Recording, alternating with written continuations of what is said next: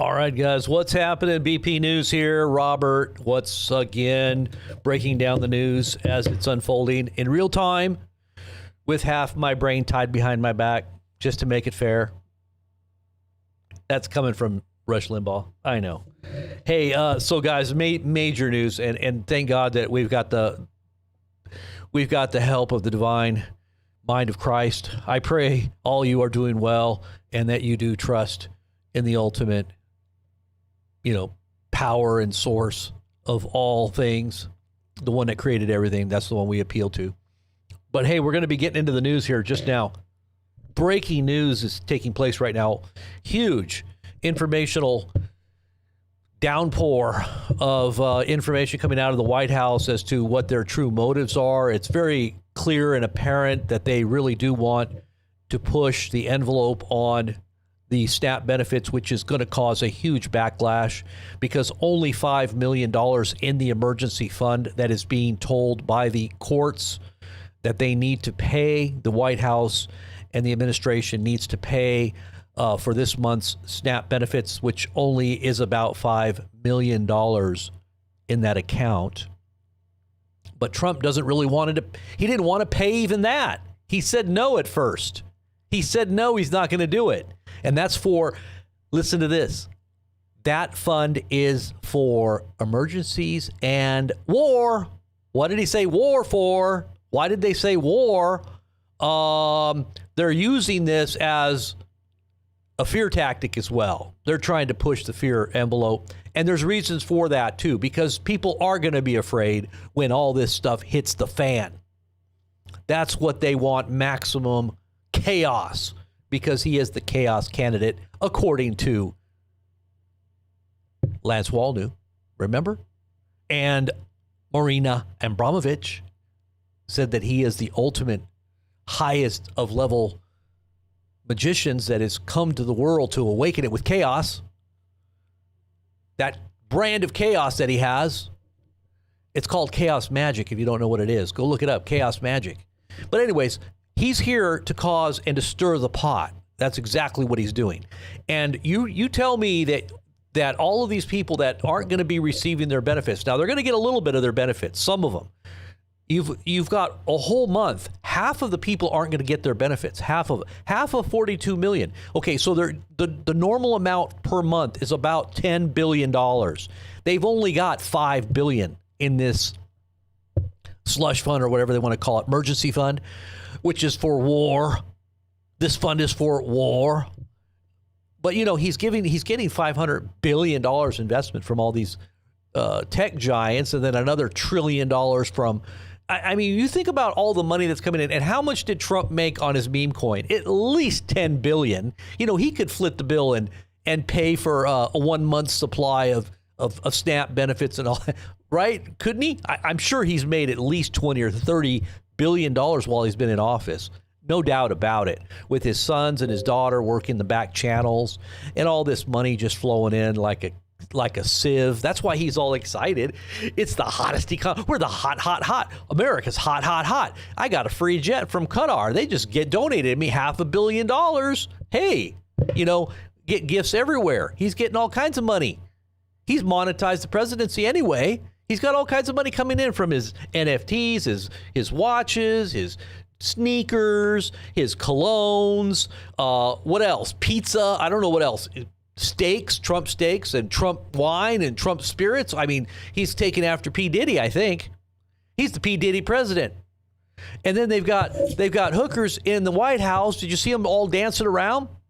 People are saying, oh, that's AI, that's AI. No, there's video inside of Mar-a-Lago where they're all dancing around the same types of women that was inside of the cup. That was not AI. And the ballroom, he's paying for that. How much is that? $500 million? He says he's paying for it. Well, it's chump change to Trump right now because, like I said, the meme coin, when he first came into office, the first 24, 48 hours, he made over $10 billion. It's probably closer to $20 billion. And if you don't know how that works, understand a little bit about the scam coin. They call it a scam coin, or a crap coin. They have another name for it, but it starts with an S. I'm not going to say it, but they call it the meme coins, the scam coins, the crap coin, they call it. And that's an unregulated cryptocurrency that many people thought was going to make them some money and ended up losing everything. And you're even talking about smart people that put in millions of dollars. The market cap was at $75 billion. And then it plummeted all the way down to like nothing after about 2 or 3 weeks. I think it's worth nothing now. It was like $75 a coin. But you know where all that money went? Right into the pockets of a few accounts that were being held. That's why they call it a unregulated scam coin, because people that do those things are scammers mostly. Like the Haktua girl, if you don't know who the Haktua girl is. But anyways, a whole bunch of rich and powerful people are making lots of money, and they're donating to that ballroom as well. Why can't they donate to the poor people? Because they don't need the poor people. They want to round them up anyway, right? Aren't they rounding up all the homeless people off the streets anyway and sticking them in their alligator Alcatraz or wherever they're putting them? Who knows where they're putting them? Seriously. I mean, is there any smokestacks that you got a bunch of smoke coming out of these? They probably got like little freedom cities over here. Hey, this is freedom city for you guys. Don't worry. If you go and you work, it brings freedom. You remember how when they did it in Germany, they had the signs that says work brings freedom over the the concentration camps. They were sending them in there. You just work. You just keep on working and you'll get your freedom. All the while you got snow coming down out of the sky from the smokestacks. Don't worry. These aren't 15-minute cities. These are freedom cities under Trump. They're called freedom cities. He's dubbed them freedom cities instead of 15-minute cities or smart cities. These are freedom cities. Freedom cities for all. So we're on the eve of an eternal peace. Eternal peace is dawning under the great dawn, the great I am, because they called him the great I am when he was young. They called him the great I am. Did you know that his own family members called him the great I am? And he's bringing the golden dawn, kind of like his golden hair and his golden makeup and whatever he puts on there that makes him gold, because he's golden, He's bringing the golden age. And all you Christians out there, he's fiddling while everything's falling apart. How's your paychecks? How's your food store bill when you go to the store? How about your electric bill? It's pretty good, isn't it? Oh yeah. But you're not supposed to see that. You're not supposed to ask any questions, you dummies. You're not supposed to demand the Epstein files. How stupid are you? I thought you supported him, MAGA. But you're dumb. You're one of those you got deceived by the Democrats. Don't believe your lying eyes. That's fake news. Your bill when you go to the grocery store is fake news. Don't believe it. It's not real. Your grocery bill, your electric bill, that's fake news. Don't believe it. Don't believe all the wars that are getting ready to happen. That's all fake news. It's all eternal peace is about to dawn. Just like the Bible said, when he says peace, peace, behold, sudden eternal peace will dawn. No. Because Trump said, I will not let the end times happen in the Middle East. I will not let it happen. I will not let it. He said it twice. It's like Jesus. When Jesus would speak, he would say, truly, truly, I say unto thee. Whenever you hear the term truly twice, or when you hear something said twice, it's a point of emphasis. And what did Trump say? I will not let the end of the world take place in the Middle East. I will not. He said it twice. The prophets have said it, but it's not going to happen because I will not let it happen. But who is Trump? Who is Trump? Does Trump know who he is? Do you think he knows who he is? Who is Trump? You know what I'm saying? Think about it. Who is Trump? You got to wonder. Are we going to see the golden mushroom cloud? I mean, that's what I'm expecting. Not the golden dawn, not eternal peace, because he promised eternal peace. I don't know how many times he's promised eternal peace. I mean, how many times has he promised eternal peace?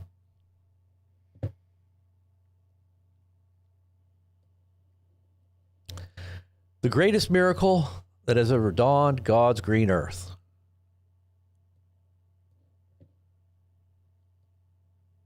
Well, what's going to happen with the SNAP benefits? Are we about to see chaos break out on the streets?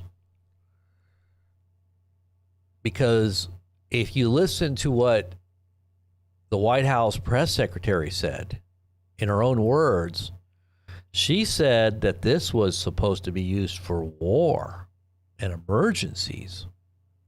The Democrats need to step up to the plate because they're going to be blamed when war breaks out and we don't have any money. What's going to happen when war breaks out and we don't have any emergency funds? Because that's the word she used, was war. Why would she even use the word war in conjunction with paying the poor some money to eat? Because famine's on the way.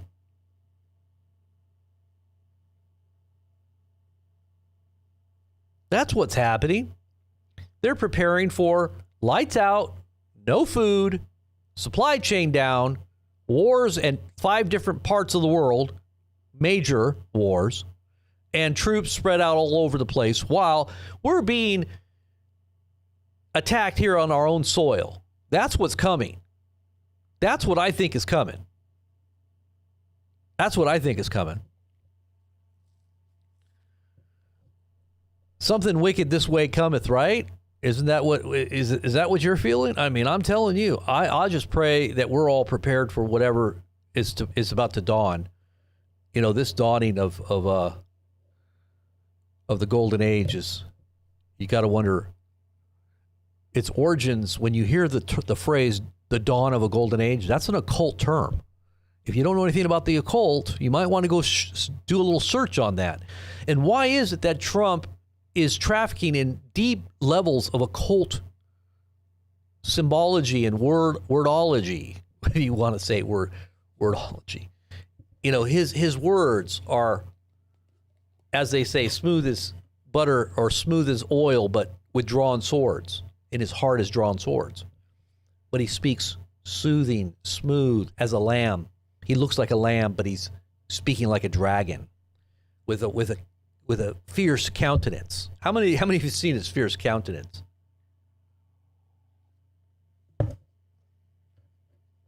I think the chaos is something that they're looking for right now. This is the chaos that's to come, and it's about to hit the fan. And for all of you that don't think that that's going to happen, well, how are they going to pull themselves out of this? With this, they're going to blame the Democrats for the chaos, and they're going to try to bring order with all the military troops that they've already assigned to all 50 states. These quick reaction military groups of 500. They're going to deploy in a moment's notice to take care of problems. So these problems are going to be taken care of swiftly by our military under Trump. And how are they going to do that? Well, they're probably going to use lethal force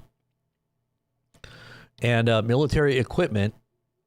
And they're already federalizing all the state and local law enforcement anyway. So they're going to be collaborating in many ways. But this is going to be all under the pale of fear that's happening on multiple levels, from events that are taking place around the world, probably economically. And Democrats are going to be blamed in the midst of it, which they are to blame anyway, but Republicans are to blame as well. Okay, so Republicans are not free and clear just because Trump is representing them. They're all to blame, both Republicans and Democrats. They do the same thing, if not worse. Just think, do you think that it would have been outcries of public outcries if this was going on under Biden? I mean, look, this was at Mar-a-Lago, and you're telling me that woman inside that wine cup was AI. Yeah, right. Tell me this is not Mar-a-Lago.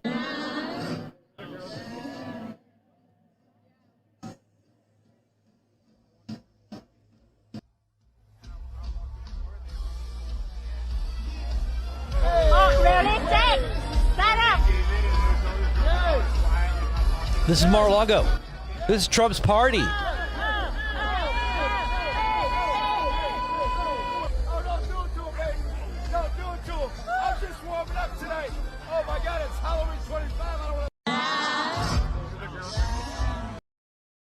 So yeah, that's right there. That's Mar-a-Lago. Okay.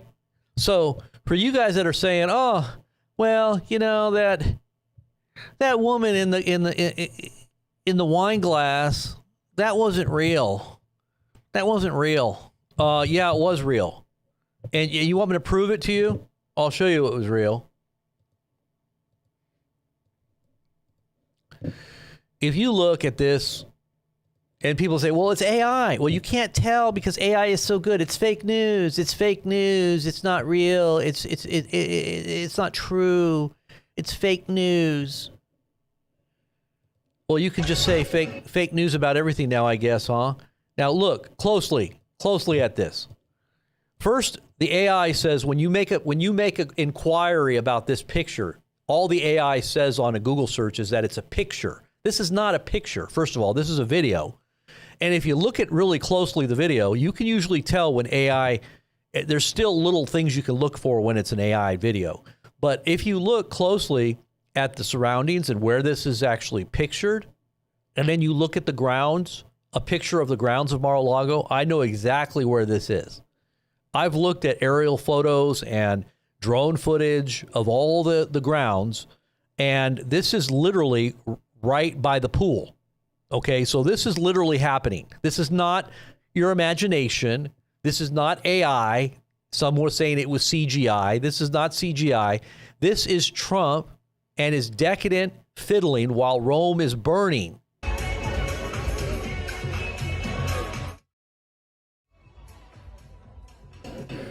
I'm just going to turn down the music because it is copyrighted music. This is not AI, people. This is not AI. Now look, the whole theme of the party was women that were scantily dressed as they were Gadsby, roaring 20s garb and apparel, okay?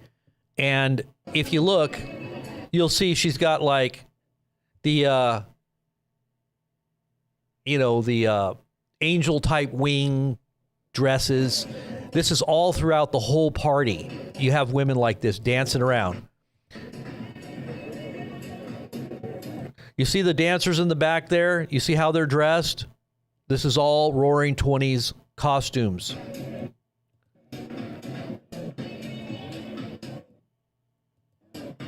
You see that? You see those? Look, you see how she's dressed right there? Roaring 20s. Everything's roaring 20s. Look at the car. You see the car? It was one of those old school cars from like the 20s. Look. You see it right there? Okay. This is legit. Please don't try to say it's AI. This is not AI. This is what went on at Trump's Mar-a-Lago. And you got a lot of Christians that are saying it's a good thing and that, you know, our president is taking care of us and he's got our back and he's not a liar. He doesn't cheat. He's a good moral leader, even though he's not a Christian. And he's out there defending Christians around the world. You know, Nigeria is the hub of Africa. It is the hub of all oil. All the oil that comes out of Africa is right there in Nigeria. It is the hub of not only population center of the whole of Africa, but it's the commerce area. It's like the jewel. You would think that South Africa would be the jewel of Africa, but it does have certain resources. But Nigeria is where it's at, and we're there for a reason. It's not because we're saving Christians, okay? Just like we're not in Nicaragua because of some fentanyl smuggling that's going on that's killing a bunch of Americans. Fentanyl is not being smuggled out of Venezuela. If anything, it's cocaine, and it's about 10% of the world market. And yeah, they're probably drug trafficking and collaborating in some way, but the reason why we're going into Venezuela is because all the oil is there. It's the biggest oil deposit on planet Earth. And Trump says to the victor goes the spoils. And we've been stupid. America has been stupid because we never go and take the spoils after we go in and into a country and overthrow it, or we go in there to take care of business. We never go in and take the spoils. So why would he say that? Because that's what he wants to do. not only to power our AI infrastructure, but also to what? Make us the global power that's going to be able to confront Russia and China, and or is this going to just escalate into some cataclysmic confrontation? Because that's exactly what's going to happen with China. And I think China wants to neutralize us before we even gain any momentum. They're going to neutralize us because they've already thought that they've had us in the bag, like the cat was already in the bag. They didn't even really need to worry too much because not only are they deeply embedded in every aspect of our society and our critical infrastructure and our institutions, whatever institution that would be, higher learning, government, entertainment. Chinese are everywhere. And they got lots of money and lots of investment. So they don't really need as much to worry because they're already deeply embedded. But if we start getting something up, some kind of desire to throw off and moving forward with some energy that they're not behind, they're going to definitely neutralize it. And whatever energy that might be. Now, maybe they're not as in control here as many say, but they're definitely manipulating the levers of power around the world. And everything seems to be going in that direction anyway, in terms of the BRICS. And this whole thing with war now with Mexico, did you see that? Now, we're going to be sending troops into Mexico, not only Venezuela, not only Colombia, not only possibly Brazil, because Brazil's going into all kinds of chaos as well, because they're somehow connected. And now it's Mexico. So we've got all of Latin America, practically.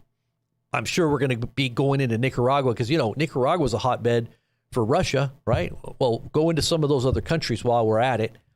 Not to mention all the stuff that's going on in the Middle East, which is about to go off and pop. That whole Middle East cauldron is about to boil over. And then you got the whole Russia thing with Ukraine. I mean, that's getting to the point where that's going to explode because of the Tomahawks, and Russia's now sending in these equaling and matching the Tomahawks. They're all doing nuclear testing. We're literally testing nukes now above ground so that everybody can see. We're going to be doing that. Oh, I'm not even on the screen here. Sorry about that. I thought I was on the screen. I'm sitting here going off, and you guys are looking at this other screen here. I'm so sorry. But you know what I'm saying? I mean, hey, it's like listening to radio. Just pretend like it was radio. Red Dawn, baby. I think Red Dawn is about to happen. It's not going to be a Golden Dawn. It's going to be a Red Dawn. There you go. We're going to coin that phrase. It's not a Golden Dawn or a golden dawning age of Trump and of eternal peace, but it's going to be a red dawn of invasion from China and Russia.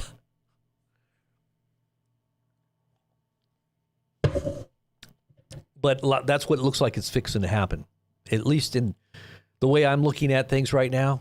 Let's just take a look. I'm kind of curious as to what the markets are doing. Always an indicator of what's happening.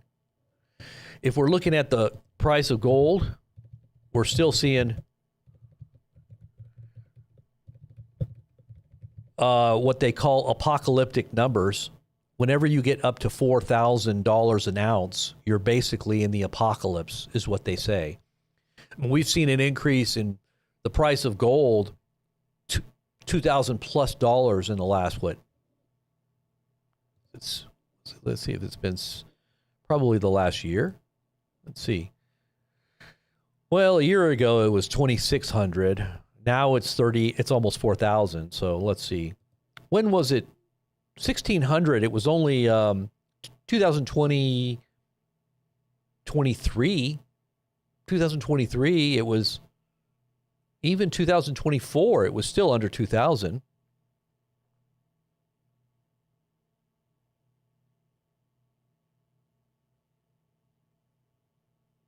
Yeah, right around 2024, it was right at 2,000. Right at 2,000. So we've seen a $2,000 increase in just like what?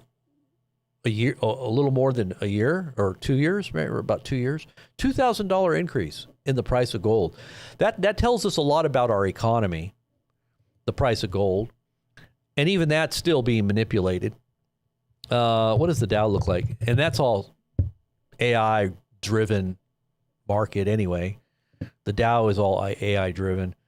We saw a big plummet here. Let's see. Bitcoin is also crazy. People that are into Bitcoin, look at Bitcoin really taking a dive. Wow. Bitcoin went down 6% today. What in the world? Bitcoin is taking a real big dump. So look at this. In the last month, Bitcoin has gone down $22,000. Wow. Look at that. Look at that crashing. Boom. This is like Trump's meme coin. People bought in up here when Trump was telling everybody to buy in, and look at that. They just lost 20 grand, 25 grand per coin. Can you imagine how many people bought in at that price up there? That's like, don't listen to Trump. When he tells you something, don't do it. Or Trump's sons or anything, man. I'm telling you. They probably pumped it up. That's what they call pump and dump. They get you all excited, get you in there, and they know that a lot of people are buying, and that's when they dump theirs. And then once it crashes down and everybody sells out, because once the market starts to crash, a lot of these people have these automatic sell feature embedded, like 10%. If it goes down 10%, they're automatically going to sell, or 5% or whatever. And so when all these people start selling, then it creates more of a cascading effect where everybody starts losing because everybody's got that automatic sell feature. Because you can't, if you're just a regular trader, you don't have all those tools, those instant tools and AI type trading tools, and they're just got it set like kind of a automatic manual type setup where they just sell it. So you end up losing money when it goes down. They're just taking you out of the market is what they're doing. They're just taking your money, dumping it, and then it pumps back up and it goes back up after the fact. After you've lost all your investment. That's why you can't do this stuff. You really, unless you really know what you're doing. But even then, you never know when the real dump is coming, when the real bottom drops out. It's so volatile, you don't even want to mess with it. The volatility is terrible. So Bitcoin down $22,000 in the last month. 18%. 18% it's gone down. Wow. And food prices continue to skyrocket. Beef prices, and Trump is blaming them for high prices, blaming the farmers. It's all the farmers' fault. It's all the farmers' fault that the price of feed is so high and the price of this is so high and they can't afford their farms anymore. It's all the farmers' fault for trying to raise their prices to try to stay in business. Yeah, you can't do that. You better keep those prices low or I'm coming after you. That's the way Trump is. He'll just say stuff like that. We're gonna investigate you if you don't do it the way we ask you to do it. Keep those prices low. Make me look good. You can take a little loss. That's what he told Walmart. You guys have made enough money. Lower your prices. Lower your prices. You've already made enough money. Well, I wonder if he tells his sons that. Give some of that money back. You made too much money this year. The Trump organization has made too much money. Send some of that money back. Help out the people. You really think that Trump even has that a compassionate bone in his body? Probably not.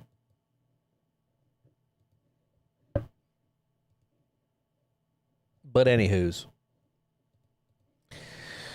What else we got here?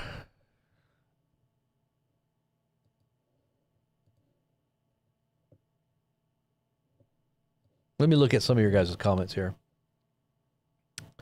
Hello, Tim Johnson from West Virginia. Jeffrey J., what's happening? These drops are normal parts of investing. Are you talking about Bitcoin or are you talking about stock market? Stock market, I'm not talking about stock market because, that's all fake. That's all fake wizardry anyway. You know, unless you're really connected to the Jeff, I think you can make money in the stock market if you're connected to Aladdin.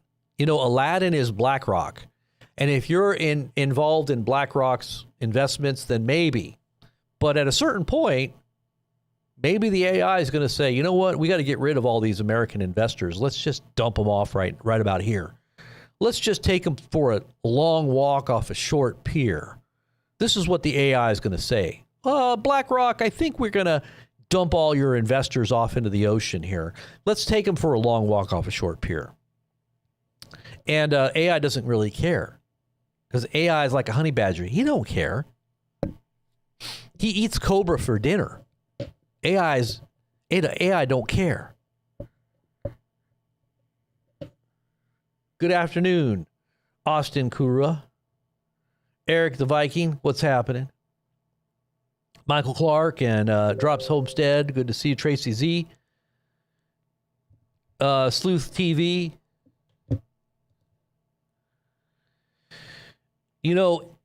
Everything is good if you stay in until it isn't. Everything is good when you're in until it isn't. Everything keeps going up and up and up and up until it doesn't. Everything is roaring in the 20s until it's not. And then everything takes a dump and you jump out, a 50-story window. So my advice to many of you that are in, get out before it takes a dump. Get out before the roaring 20s are over. The Gadsby party is over, because that's what's coming. Hey, Heavenly Flower, what's up? Good to see you, sister.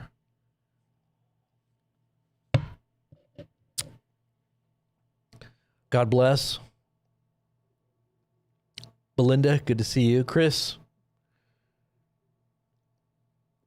we got some sad news. I had 3 dogs. One of our dogs got out.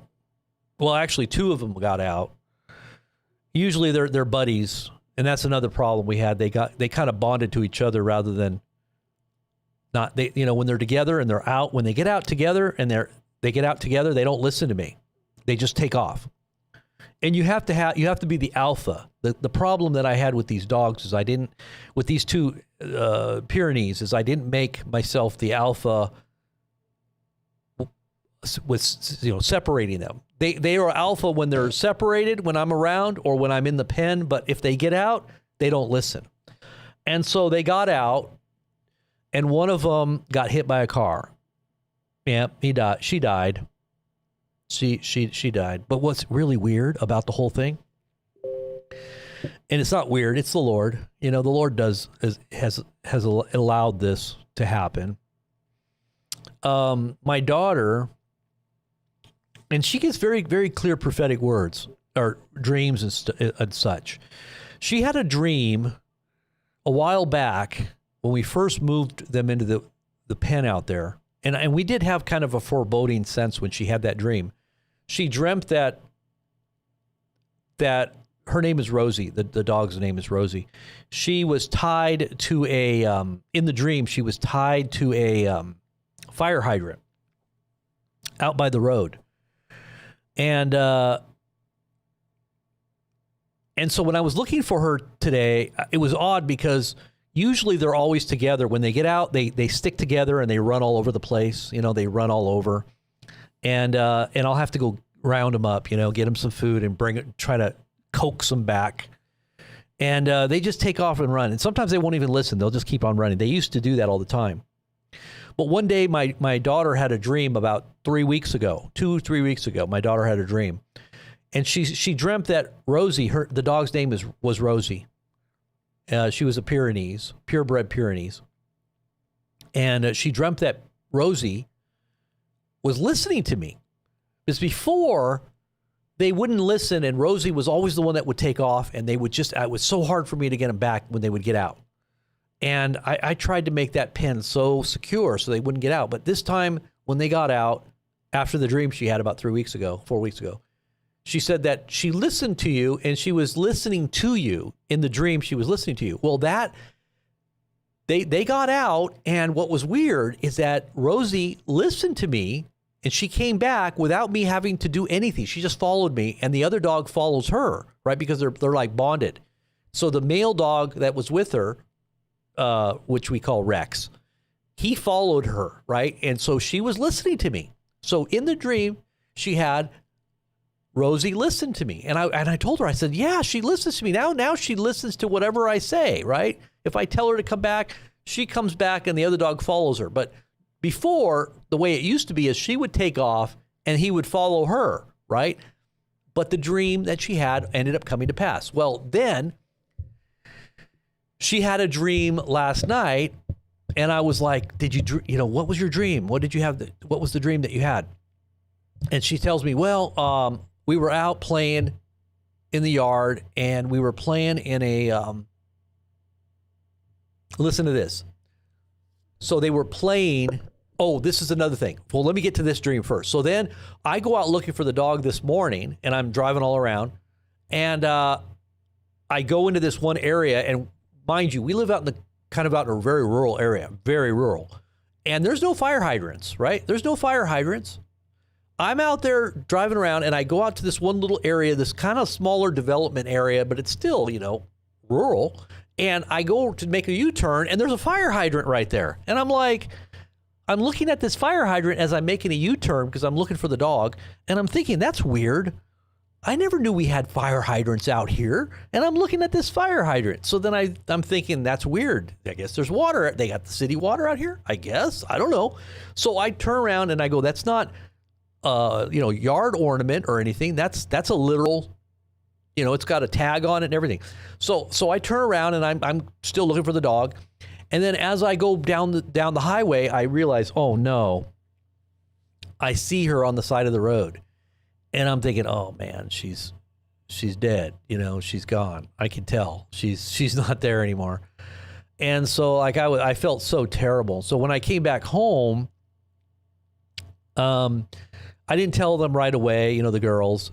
So she tells me about her dream, and she's outside with her brothers, her brother and sister, one of the brother and sister, and they're in a maze, okay? And she first tells me she's in a maze, okay? Honey, did she tell us this after we came back or what? Anyways, so she tells me later on, I think it was a little bit later. She says, I remember the other part of the dream. It had to do with, we were in a maze and I had a dog, but the dog wasn't like Rosie. It was Rosie's color. It was, white and a little bit brown, but the dog was more like a terrier. It looked like a terrier. And they were going through like a maze, like the kids. They were going through a maze out in the yard, a big maze. She said it was a big maze, right? And she had this terrier, but it was white and brown. So when I came back, I was really feeling terrible, and she was crying. After we told them what happened, and so she came over and she laid down with me, and she was crying, and I was trying to comfort her, and then she says, I said, I was telling my wife, I was like, she had a dream about a maze, and did you dream about anything about the dog? And she said, yeah, the dog was like a terrier, but it was white. We were in the maze. So then, listen to this. So then, I'll even show you guys. This is right here on YouTube. So they like to watch this. The kids like to watch this gal called Katie's Classroom. Katie's Classroom, right? And so they go over right after we told them about what just happened. Look at this. So Katie's Classroom posts this video. Look at what time it was. 7 hours ago.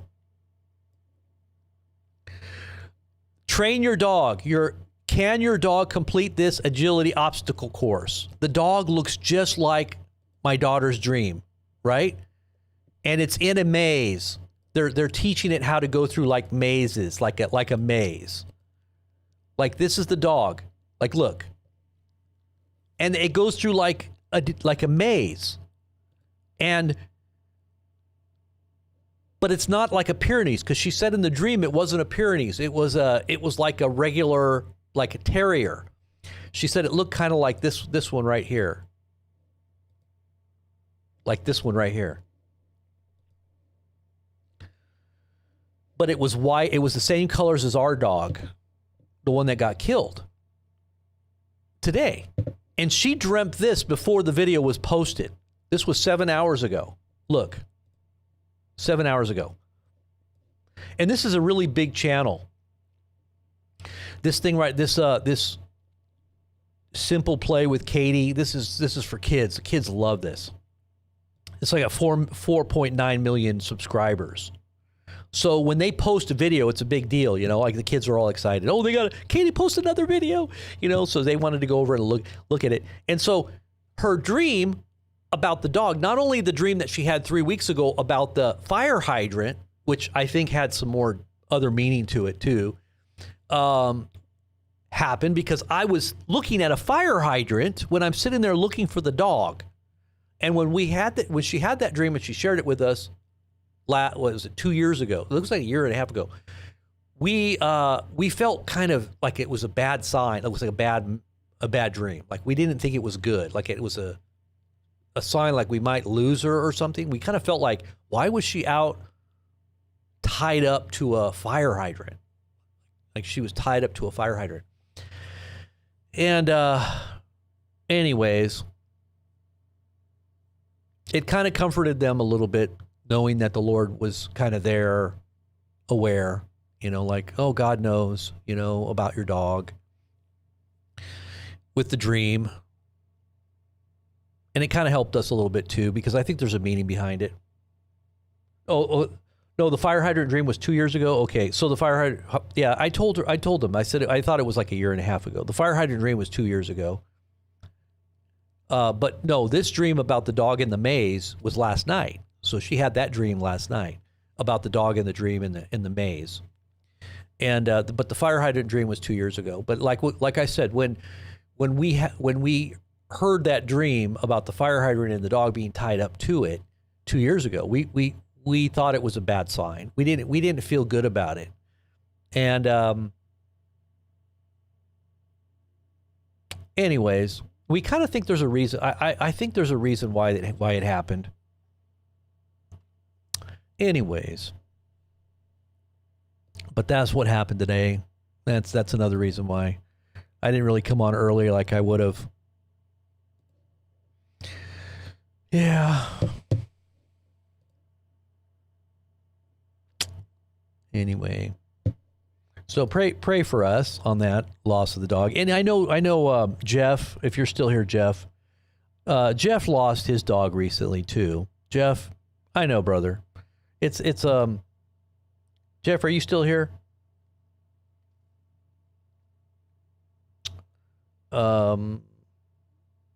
Yeah.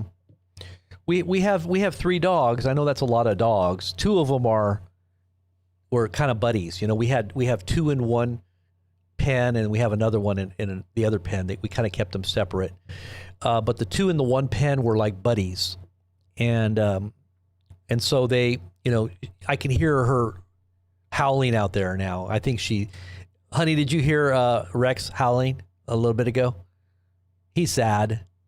You know, what was weird is I knew something was wrong because when he came up to me this morning, he was by himself. Normally he doesn't come on the patio because our cats like the patio, and he doesn't like to bother the cats because the cats he doesn't like to get near.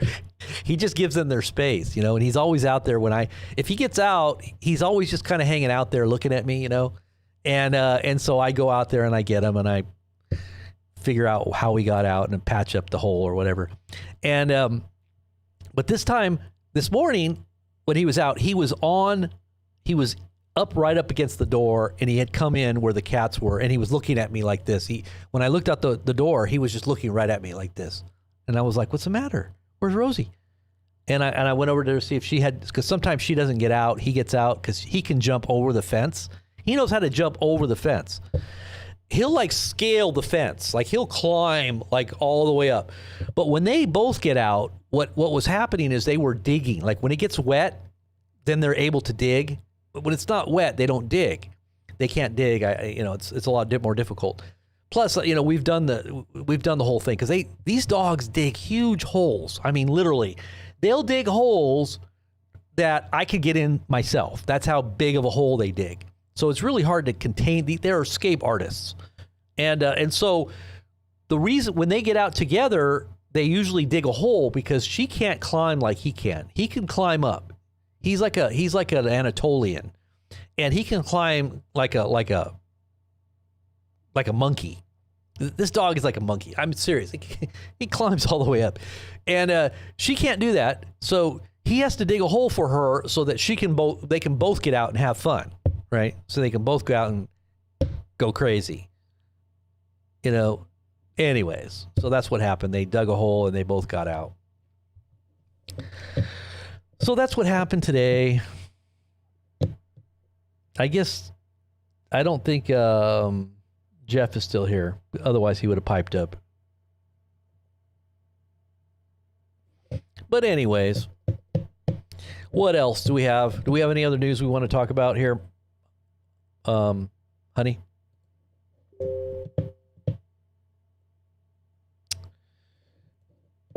Let's see. I love that picture of Trump where he's like this. Because that's what he's like, oh, the Democrats, look what the Democrats are doing. He's like, look, there's war in the Middle East. Look, the economy is crashing. It's Biden's fault. We're trying to clean it up. Oh no, that's fake news.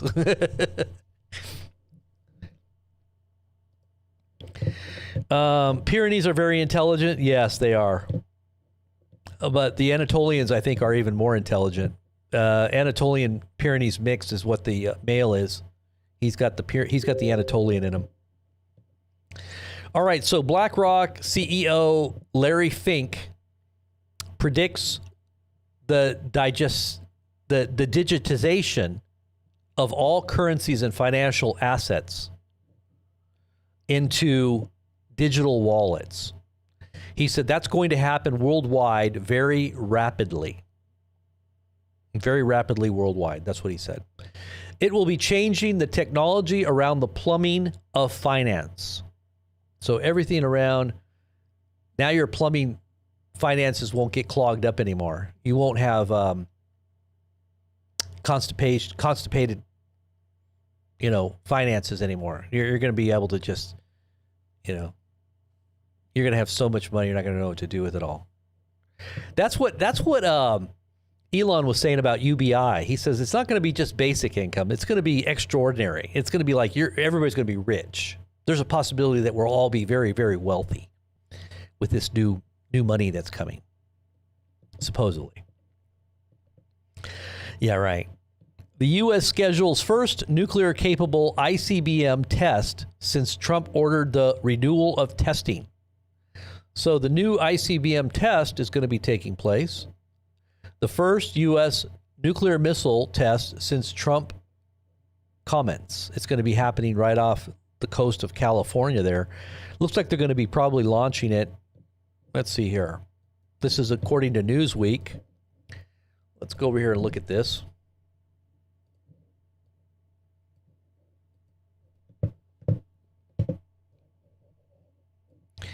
It says navigational warnings indicate that the United States has scheduled its first test of a nuclear-capable but unarmed, okay, so it's unarmed, intercontinental ballistic missile after President Donald Trump ordered the renewal of testing, according to a Newsweek map. They've been testing missiles for a while, I'm sure, still, but no, I'm thinking they're going to be doing a real nuclear test where they actually detonate a nuke. Don't you think? Isn't that what they were saying they were going to do? Isn't that what that all is about? I know they're already using missiles. There's been all kinds of missiles that have been launched without any ordnance. It says the Newsweek has reached out via email to the U.S. Air Force Global Strike Command, which is responsible for the nation's ICBMs and nuclear bomber air fleet, for comment.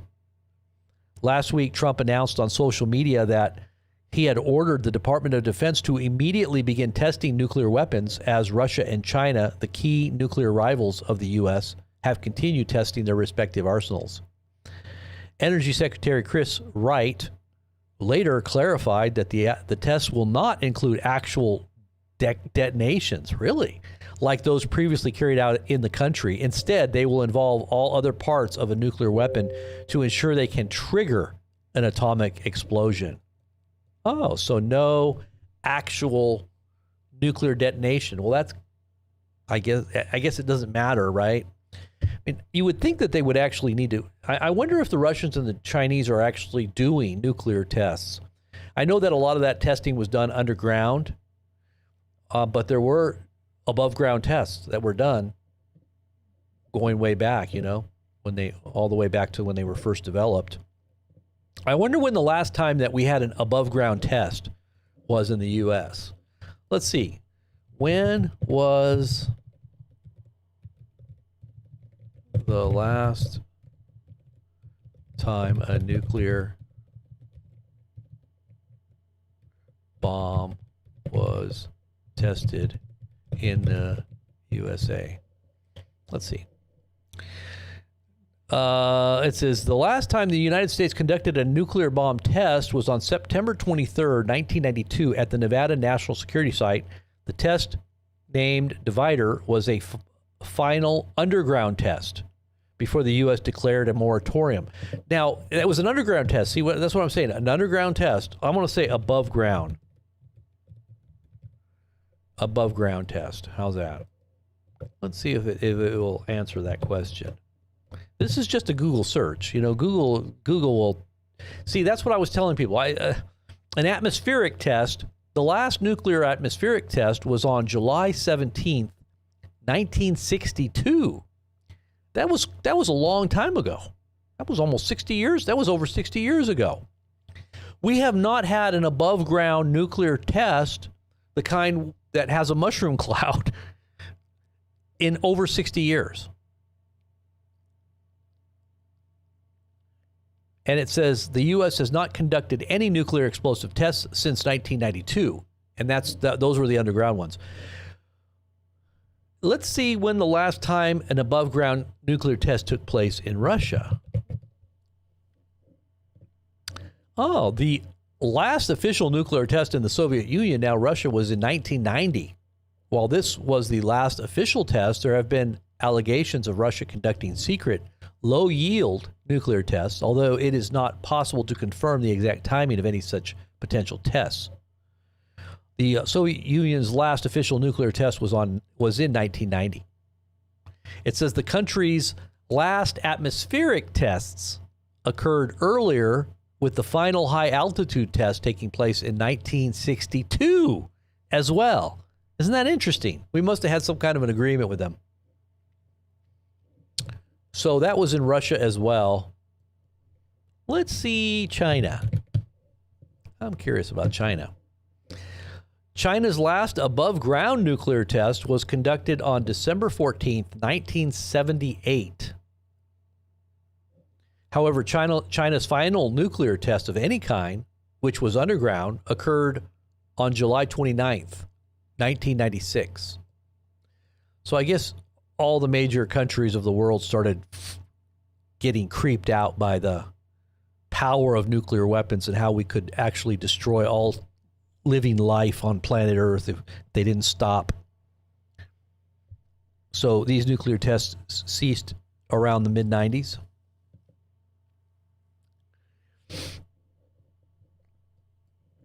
Well, let's see what else we got here.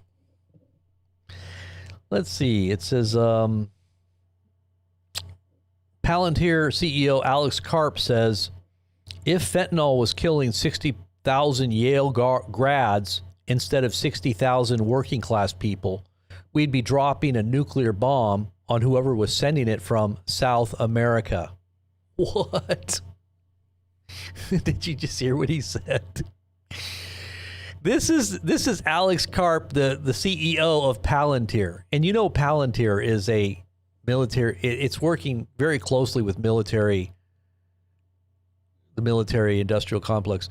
And they're using the military is using this software to power its lethality and its AI-driven targets.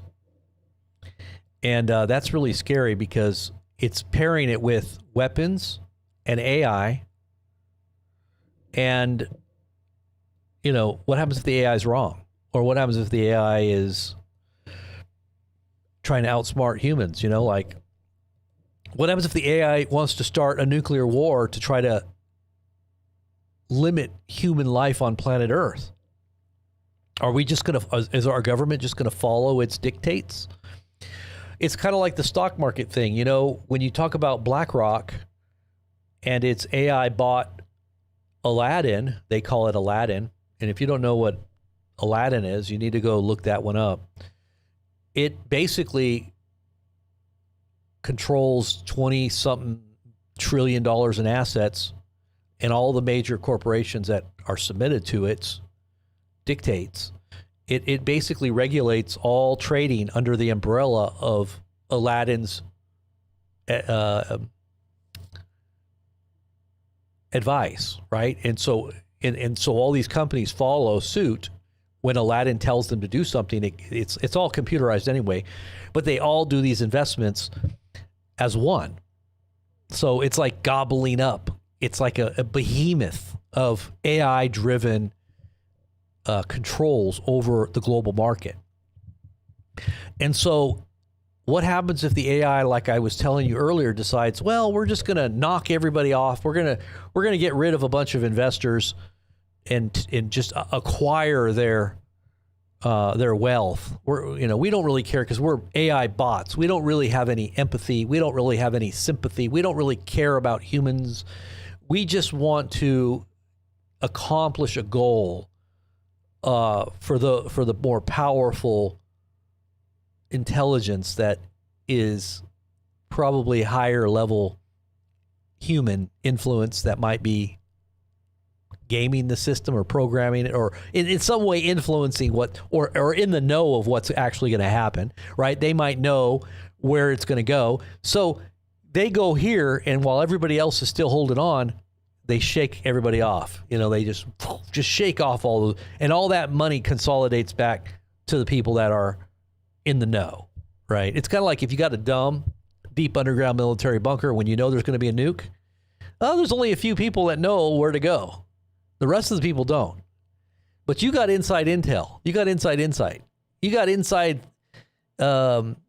information that tells you when to go and what to do and how to save yourself and your family. But the majority of your friends and family aren't going to get it. They're not going to be there. They're going to be vaporized and or eaten by zombies when everything is said and done.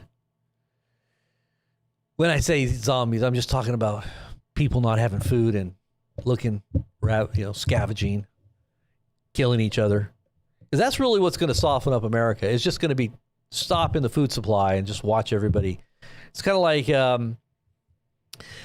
like what Kim Jong-un did when he was trying to assassinate one of his. I think it was a relative of his.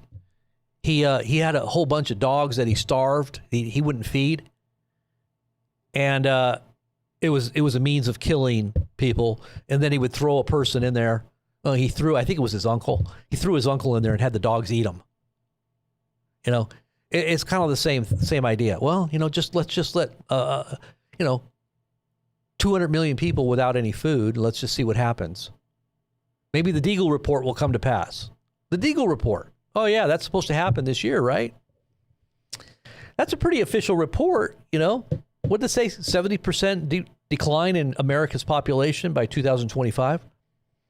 And that was an intelligence report that came out that was pretty credible. At least the sources that were putting that out were, pretty well connected. But must have been a conspiracy. Must have been a conspiracy theory. We can't trust that. Hopefully that's not true, right?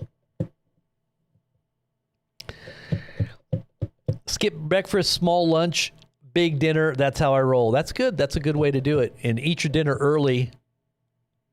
Don't eat it too late. Wayne the Pain says, if there's money involved, the humans will do anything AI asks. Exactly. Absolutely. They'll sell out their own souls just to make an extra buck. Unfortunately. That's the nature of human nature. That's the way human nature rolls. The big A and the I. It's the big A and the I, right? AI and I, or the great I am that you become. You think you're God, like they used to call Trump. They used to call him the I am, the great I am. Can you believe his relatives? I think it was his dad called him the great I am. No, it was his brother. The brother called him the great I am. And they called him that for a while. Can you believe that? The great I am? Really? Calling Donald Trump the great I am? That's really amazing. 730 billion US dollars have been wiped out from the stock market today. Oh, did it go down a lot more? I try to warn people to get out. I think it's going to be a lot worse here when this war starts. I mean, people that are in it are actually trusting what Trump says. In the past 5 days, it's only lost 6. That's nothing. But see, then again, I don't think the Dow Jones has anything to do with reality anyway. What I think are really the big indicators are gold, precious metals, commodities, and you look at all that. That's the real economy is what you're looking at. Take a poll of where people are, the average person, middle class, even white collar people, we're talking blue collar, white collar, middle class, upper middle class. You just ask them how they're doing financially as opposed to last year or the year before or a year before that even, and just kind of see where the decline and where they're at in terms of how much they're spending and how much they're bringing in. Now, there are some people that are doing better, but I think the majority of people are not doing as well. Let me ask some of you guys out there that are people that actually do have a job, people that do actually work. You might have your own business. I'm kind of curious. From what I just said, how are you doing financially as opposed to, let's just say, 2 to 3 years ago? Are you better off or are you worse off? Are you noticing major differences in expenditures in terms of like what you're paying for insurance, what you're paying for food, what you're paying for? Well, gas is low and that always makes you feel better. Well, gosh, I commute long ways, so gas is at a low price. But, regular things that really do add up normally.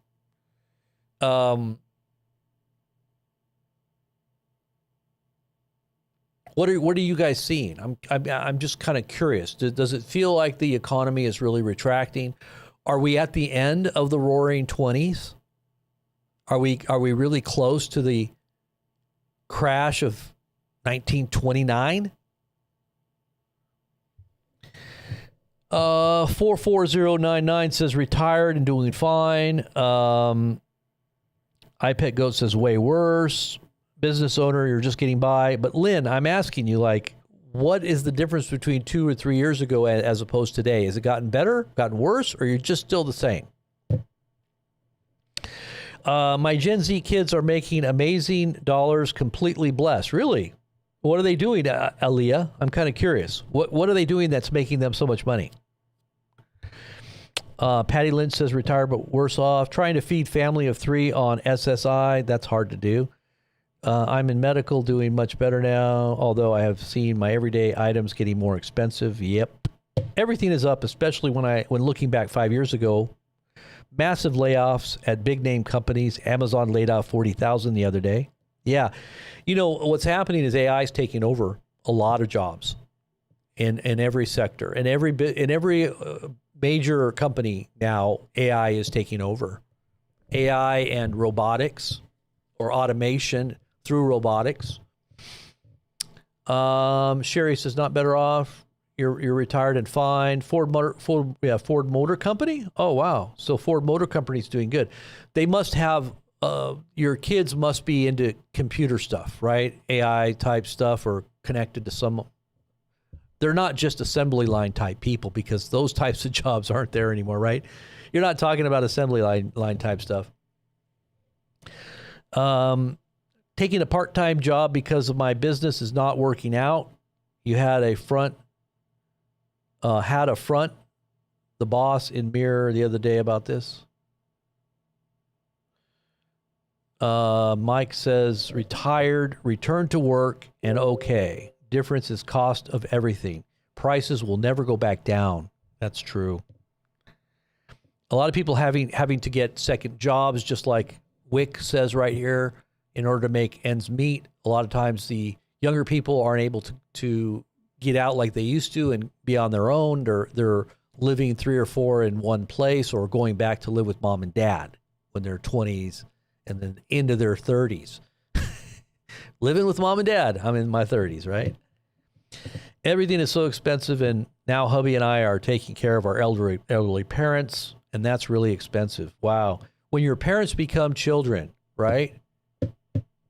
When your parents become children, it's kind of interesting because the way your parents treated you when you were young is also the way they get treated when they get old by you, right? Hopefully they were good parents. You can be good to your kid, good to your parents. You know, it's always a reciprocal thing anyway. But even if they weren't, you can still love them and care for them and pray for them and pray for the best. Amen. Multi-generation homes are becoming more common now, it seems. Yeah.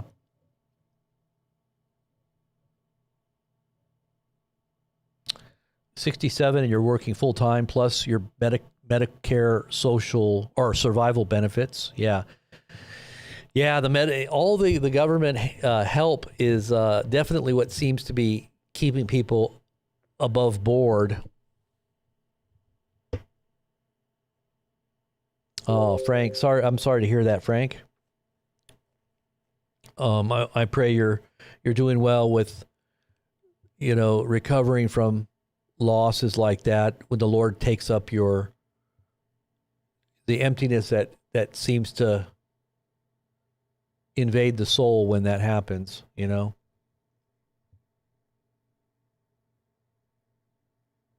the thing happened with my dog today, I kind of felt really, at a certain point, I felt really just empty, like totally, it was just like a really empty feeling, and I was laying there just thinking about it. And then my daughter, I could hear her crying, and then she came by, I said, come here, and she come over, and I could give her a hug, and then that was when everything just started to, like, it was almost like the Lord just kind of like gave us like a little bit of comfort. And that's when she remembered the dream, the full amount of the dream. And then and then after that is when we saw it on the TV. It was like, wow, it was like God was aware of what was happening. And that's a good thing to know, even in the middle of loss and, bereavement or mourning. You still have that awareness that the Lord knows what you're going through and that he's there with you. And, yeah. And Heavenly Flower's parents, both of your parents passed away this year. Oh, that's really sad. Your parents are just probably the closest thing you have on planet Earth. And for them to leave, I know. It makes us really think about eternity. I mean, when you start thinking about, death and loss like that, it's not just about losing things. Really things can be, we're so attached to our things. Sometimes you almost wonder if your things are alive, like, do they have breath? Why do we make an idol out of them? Like, really what we should be doing is giving our time and our attention to reaching people and getting to their heart. If you've got loved ones that you're estranged from, pray for them. Ask God to open a door to get back and recover some of the loss or the ground that you've lost, and bring back some kind of understanding, or at least some true repentance, somebody's got to repent, and get right. And really, repentance is just going back to a way that you should be,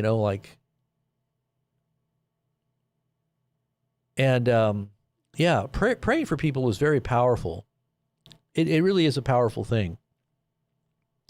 And it will bring people to a place where they can receive when you pray for people that might be, there's a scripture that talks about someone that's offended like an iron bars.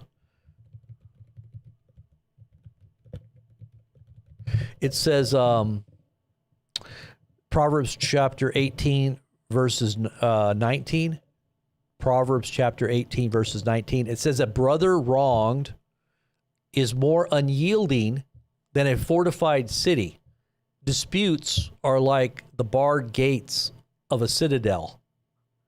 It's like a fortress to get through to somebody, because they're so defensive and they're so bitter and angry, and you can't say anything to them because they've already got a whole defense mechanism.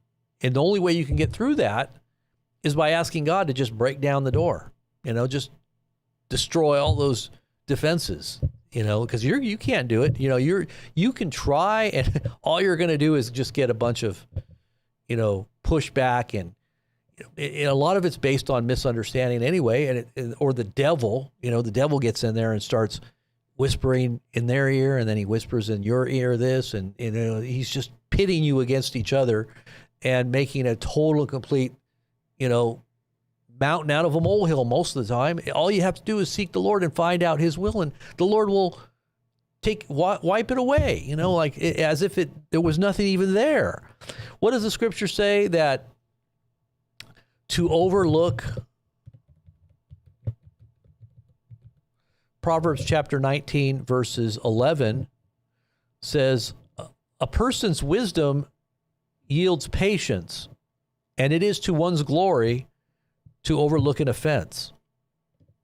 Many times just pretend like it didn't even happen. Just pray, give it to God, let God take care of it. You don't even have to address it. At a certain point, if there's a need to address it, it will happen in a certain way. Like, it's kind of like a splinter in your finger. I don't know if you've ever had a splinter in your finger or your hand. You could try to dig that thing out when you first get it, and it hurts, and it's sore, and the best thing to do, I found, is just leave the splinter there for a little bit and let it kind of heal over. And then what happens is your skin begins to push the splinter out by itself. As time begins to unfold, the skin naturally pushes out any foreign debris, and then you can pull it out really easy. Instead of trying to dig it out when it's all hard, raw and, deep inside your skin, the skin naturally pushes out, a splinter. It's kind of like the splinter in the paw of the lion. You remember how the little mouse got the splinter out? Hey, you just got to get patience, a little bit of just wait out. Just have a little patience and wait it out. It's to one's glory to overlook an offense. Another version says, good sense makes one slow to anger, and it is his glory to overlook an offense. Right? Slow to anger, slow to speak, slow to get angry, and quick to listen. Right? When you talk too fast and you're getting involved in, you're causing a chaos moment, and then you've got problems down the line because you can't control your temper or your speech. You're never going to get through those armed gates. Those bars are going to be very strong.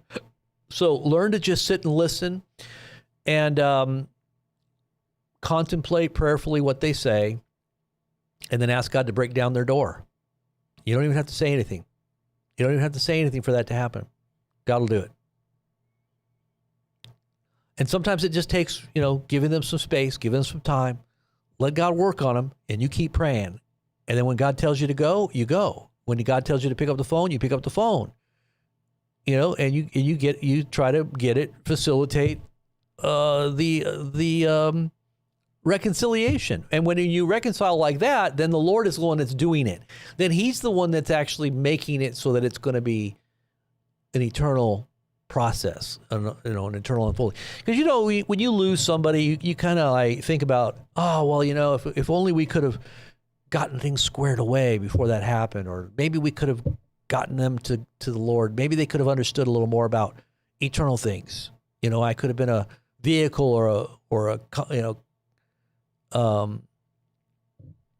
some kind of facilitator of that information in their life by being the word of the Lord to them, because they're so far out of God's will anyway, right? So you got to be in God's will so that you can be used by God to get to them and open up that. It's like a can opener. You got to be like a can opener.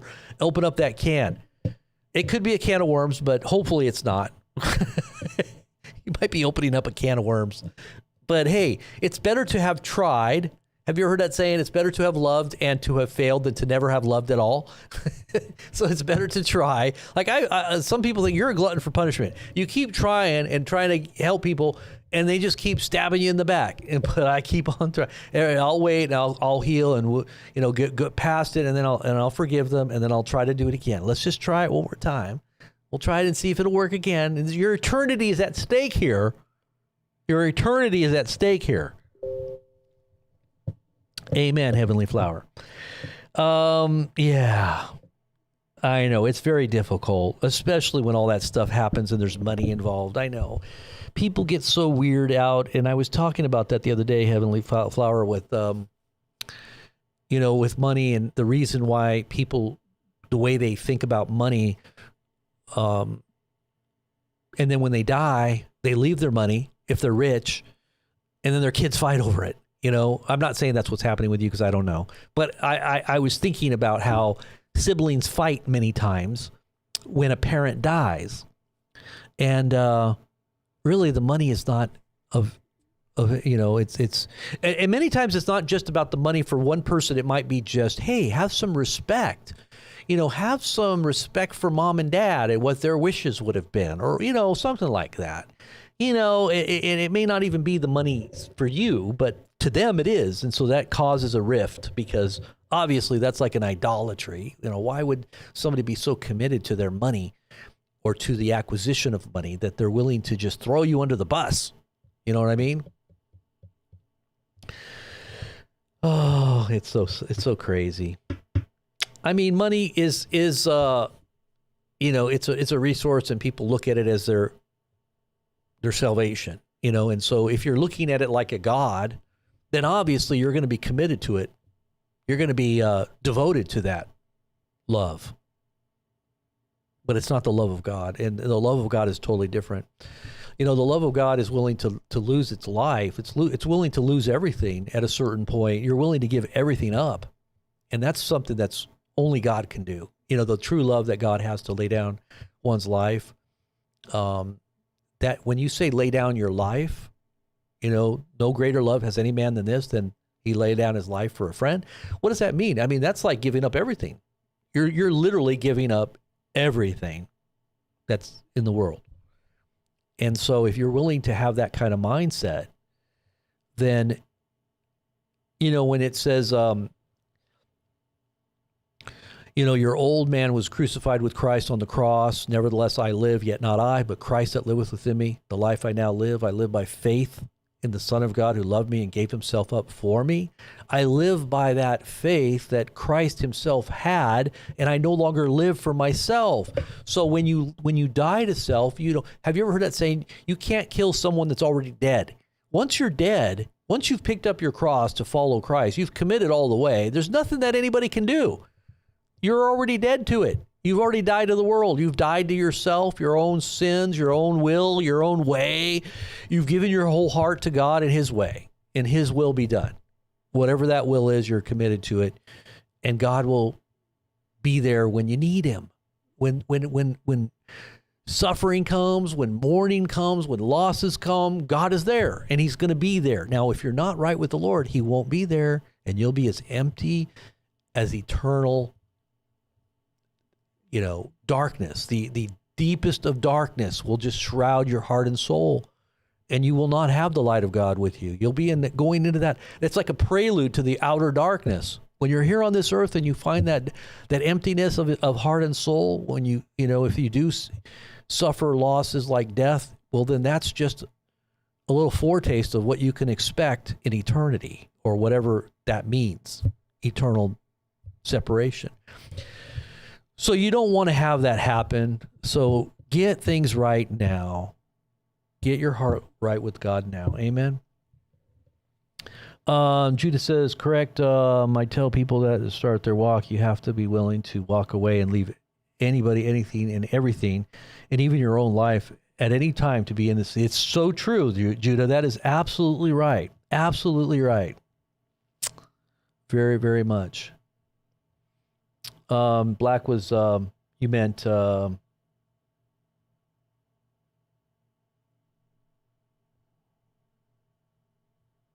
yeah, that's good.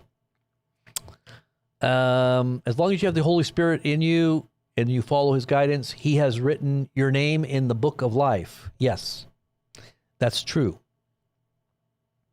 Jackie, absolutely. All right, guys. God bless you. If there's anything else that comes up, we'll be back on to share and talk and get into whatever's going on, and try to get people's attention. Hopefully the world's chaos will bring them to their senses and they'll listen to the end, all the way to the end, like right now. We try to minister to people on the back end, like give them the news, give them all the bad news, and then say, hey, you know what? Look at this beautiful diamond, on the backdrop of this terrible, dark world. Doesn't it look so beautiful? Don't you want this beautiful diamond to be a part of you? That's the way you showcase beautiful jewelry, right? You put a black velvet, dark backdrop, and then put a nice light on the diamond of the gospel and shine a light so it looks so beautiful. And everybody wants it. Amen? All right, how many of you guys want Jesus all the way in your heart? Not just halfway, not just partly, not just a little toe. You want to jump all the way in, dive fully, head first into the grace and goodness of God and be overflowing. How many of you guys want that? Say amen. How many of you want that for everybody in the chat room? Say amen. 100%. Everybody saved. Nobody lost. Nobody left behind. Amen. All right, guys. God bless you. I'll talk to you soon. Have a great afternoon, whatever's left in your area. And we'll talk to you guys really soon. Everybody's like, yes, me. Good job. God bless, guys. We'll talk to you soon.